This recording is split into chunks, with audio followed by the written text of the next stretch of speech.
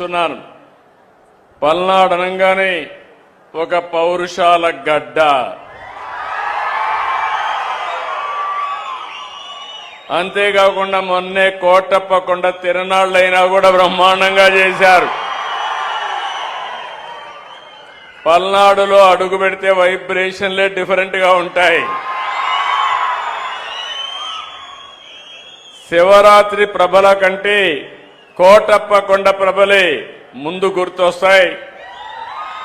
మొన్న కూడా మీరు చూస్తే కోటప్ప కొండ శివరాత్రి మరింత ఉత్సాహంగా రెండు కూడా బ్రహ్మాండంగా జరిగాయి. నేను నిత్యం మానిటర్ చేశాను. విపరీతంగా వచ్చారు. దానికి కూడా కారణాలు, అనేక కారణాలు ఉన్నాయి. కోటప్ప కొండ దద్దరిల్లే పరిస్థితి వచ్చిందంటే అది మీకుండే అభిమానం.